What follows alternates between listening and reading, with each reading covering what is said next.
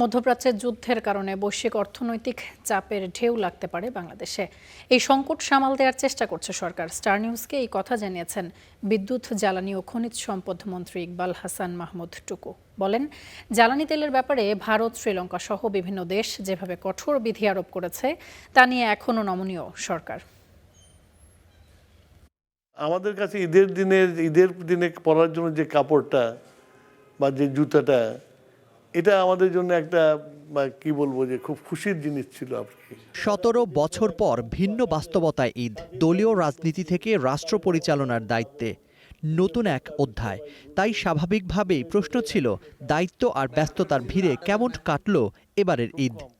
এবারের ঈদটা হলো যে আগের ঈদের যে সংখ্যা নিয়ে করেছি, এবং আমি তো শেষের 2টা ঈদ তো আমি দেশের বাইরেই করেছি।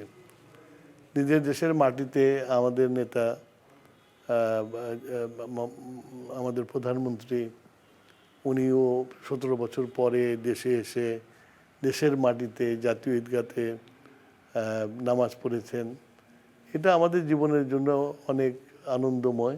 শুধু বর্তমান নয়, কথোপকথনে উঠে আসে শৈশবের ঈদের স্মৃতিও। ঈদের দিন থেকে সকালবেলা থেকে বন্ধুদের বাড়িতে খাওয়া শুরু করে রাত পর্যন্ত খাওয়া দাওয়া করা, তারপরে সন্ধ্যা হলে নতুন সিনেমা হলে সিনেমা আসলে সিনেমা দেখতে যাওয়া, দল বেঁধে সিনেমার 17 জন 18 জন বন্ধু একসাথে যে সিনেমা দেখা যাওয়া। তবে ব্যক্তিগত স্মৃতির গণ্ডি পেরিয়ে আলোচনায় আসে মধ্যপ্রাচ্যের চলমান অস্থিরতা। সারা পৃথিবীতে কী হয়েছে এই রিপোর্টটা আমি দেখি না সাধারণত।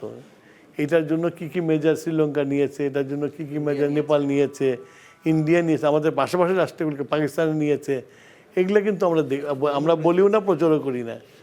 তো আমরা সে অনুপাতে আমরা এখনও কিন্তু কোনো রকম ওই ধরনের মেজারে যাই নেই, কিন্তু এটা আলোচনায় হওয়া উচিত আর কি মনে করি আর কি। তিনি জানান, সংঘাতের প্রভাবে জ্বালানি বাজারে চাপ বাড়লেও বাংলাদেশ এখনও তুলনামূলক নমনীয় অবস্থানে রয়েছে। তবে পরিস্থিতি নিবিড়ভাবে পর্যবেক্ষণ করছে সরকার। দাম তো বাড়াই নেই, সেটা তো ঠিকই আছে, কিন্তু আমাদের তো এখন স্পট মার্কেট দিয়ে কিনতে হচ্ছে। আমরা তো আর আমাদের যে কন্ট্রাক্ট সবগুলো তো ওরা সব ক্যান্সেল করে দিচ্ছে।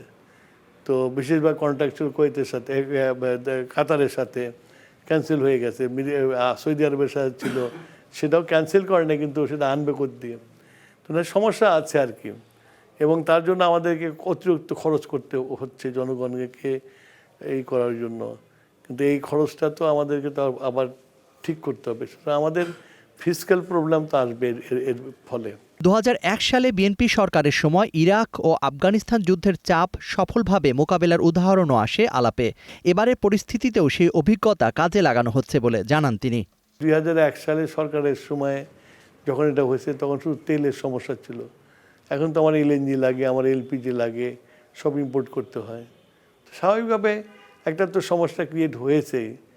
সেটা আমরা এই সমস্যার মধ্যে কিভাবে ভালোভাবে এটাকে ম্যানেজ করা যায় সেটা চেষ্টা করছি। মধ্যপ্রাচ্যের উত্তেজনা বৈশ্বিক চাপ বাড়ালেও জ্বালানির নিরাপত্তা ও অর্থনৈতিক স্থিতিশীলতা রক্ষায় প্রস্তুত থাকার আত্মবিশ্বাসী বার্তাই দিলেন বিদ্যুৎ ও জ্বালানি মন্ত্রী। সরকার চেষ্টা করছে এই সমস্যা যতটুকু সমাধান করা যায় করবে সরকার। Zakaria Ahmed, Star News, Dhaka.